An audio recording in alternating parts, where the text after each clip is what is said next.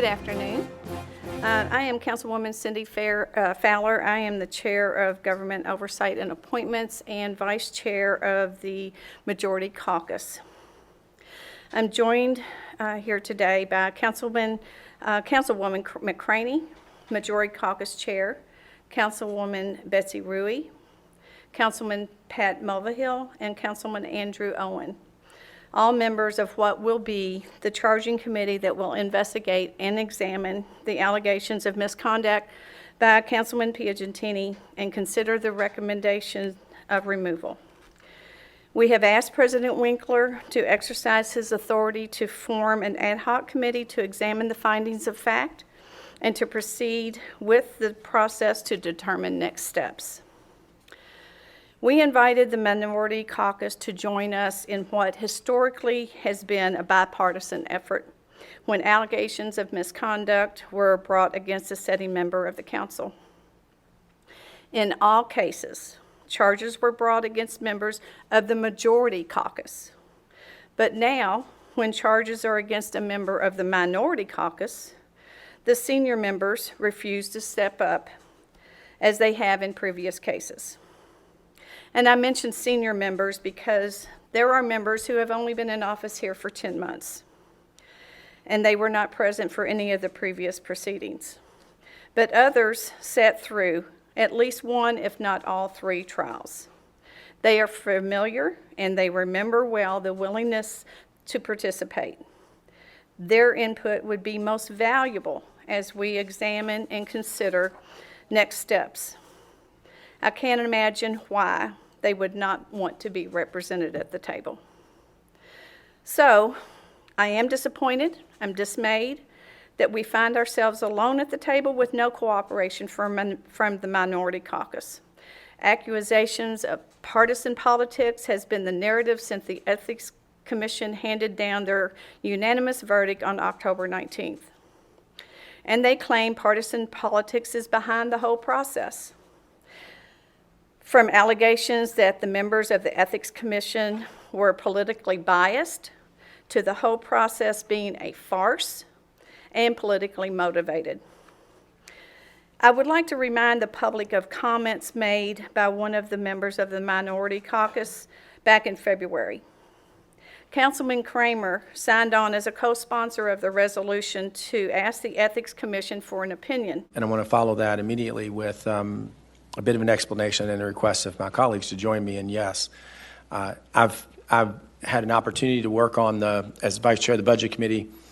I understood full well what was going on in the different work groups. I know that Councilman Piagentini and Councilman Markus Winkler brought to us a proposal for a project that they jointly supported. I don't know of anything, and look, things can be going on that I'm not aware of, but I don't have any reason to believe that there was anything in here that was inappropriate. And the sooner we have the ethics folks take a look at this, the sooner we can put this behind us and we can move on, and Councilman Piagentini can be cleared of any potential or inappropriate claims. So I don't want anybody who's listening to think that my signing on as a co-sponsors because in any way, shape, or form, I think the Ethics Commission is going to find any kind of a problem with what Councilman Piagentini did. I think the opposite is true. If, however, something is discovered and I'm wrong, then I will have to look into a camera somewhere and say, I didn't think there was anything there, and clearly I was mistaken. I don't believe I am, and so I'm going to ask again that my colleagues vote yes, and that we get this investigation underway and get it taken care of so we can get back to business. I'm going to ask again that my colleagues vote yes to join in a bipartisan effort to get the investigation underway and get it taken care of so that we can get back to business. There is no place for partisan politics ever, but especially when dealing with the seriousness of these allegations and recommendations. The bottom line is the Ethics Commission has handed down 6 unanimous verdicts and the recommended removal of Councilman Piagentini from the council. To ignore those findings is to ignore process, something the Minority Caucus has always insisted upon. We have no choice but to move forward and consider the recommendations with or without the Minority Caucus joining. It saddens me that we are in this position.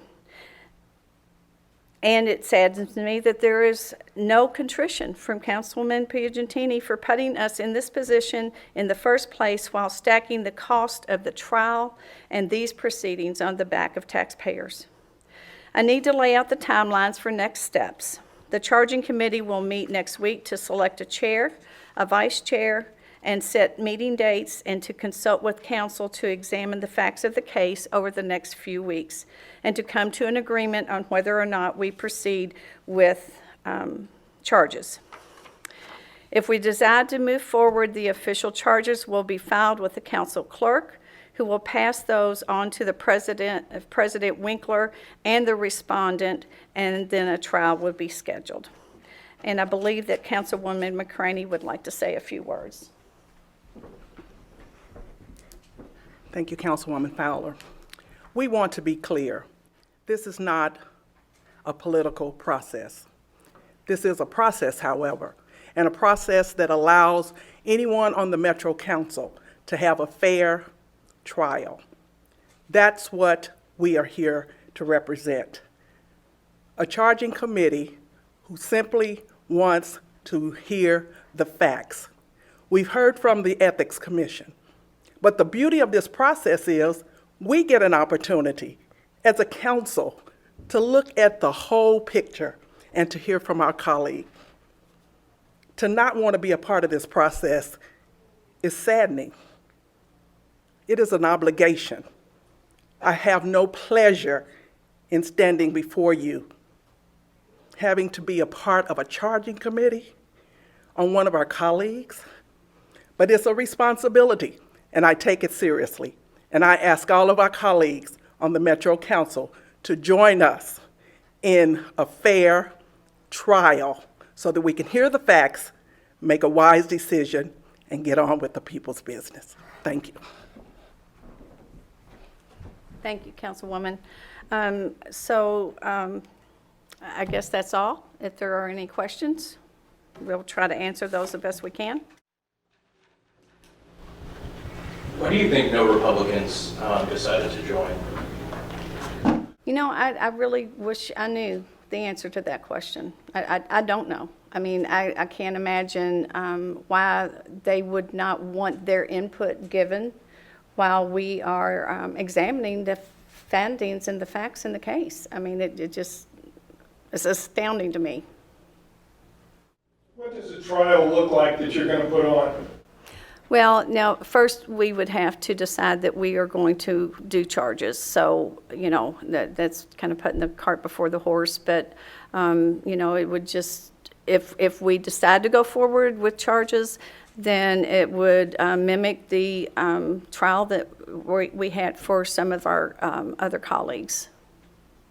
Which is to tell everybody which was that? Which was what, sir? Which is the way you go about it in the Metro Council? So we would file, as I read, we would file charges, and then we would confer with our council. The president would preside over the proceedings if we went forward with charges. I'm not sure. I know that we have to, from the time that we go forward with charges, if we do, I think there's 60 days for us to act on the trial. I don't know if that answers your question. We'll say if you go forward and you were to find him guilty, of what does it take to remove him? It would take 18 votes of the council members, 2/3 of the full body. Councilman Piagentini would not have a vote, so it would be 2/3 of 25, which comes out to 17.4 if I'm not mistaken. So I guess we round up. Would all these meetings be public, like starting with your organization? Yes, sir.